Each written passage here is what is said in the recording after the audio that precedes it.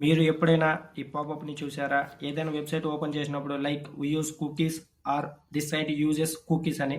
Cookies అంటే సింపుల్‌గా చెప్పాలంటే స్మాల్ టెక్స్ట్ ఫైల్స్. మనం వెబ్‌సైట్ ఓపెన్ చేసినప్పుడు ఈ టెక్స్ట్ ఫైల్స్ అనేవి మన బ్రౌజర్‌లో స్టోర్ అవుతూ ఉంటాయి. ఇవి మన ప్రిఫరెన్సెస్ అండ్ లాగిన్ డీటెయిల్స్ అలాంటివి స్టోర్ చేస్తాయి. రియల్ లైఫ్ ఎగ్జాంపుల్ చూసుకుంటే మనం బ్రౌజర్‌లో అమెజాన్ అనేది ఓపెన్ చేసి ప్రొడక్ట్స్‌ని కార్ట్‌లో యాడ్ చేసాం. తర్వాత అనుకోకుండా బ్రౌజర్ అనేది క్లోజ్ చేసాం. అండ్ మళ్ళీ వెబ్‌సైట్ ఓపెన్ చేశాక కార్ట్స్‌లో ప్రొడక్ట్స్ అలానే ఉంటాయి. బికాజ్ కుకీస్ అనేవి మన డేటాని అనేది సేవ్ చేసుకుంటాయి.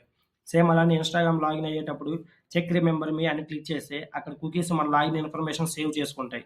నెక్స్ట్ టైం లాగ్ అయ్యేటప్పుడు ప్రతిసారి పాస్వర్డ్స్ అనేది మనం టైప్ చేయక్కర్లేదు. అండ్ అలానే యూట్యూబ్, నెట్‌ఫ్లిక్స్‌లో వీడియోస్ అనేది మనకు నచ్చిన జోనర్‌లో చూస్తూ ఉంటాం. నెక్స్ట్ టైం మళ్ళీ ఓపెన్ చేసినప్పుడు మనకి సేమ్ అలాంటి జానర్‌లోనే రికమెండేషన్స్ అనేవి వస్తాయి. బికాజ్ కుకీస్ అనేది మన ప్రిఫరెన్సెస్‌ని సేవ్ చేసుకుంటాయి. Types of cookies. Session cookies. మనం బ్రౌజర్ అనేది క్లోజ్ చేసినప్పుడు ఆ కుకీస్ అనేవి వానిష్ అయిపోతాయి.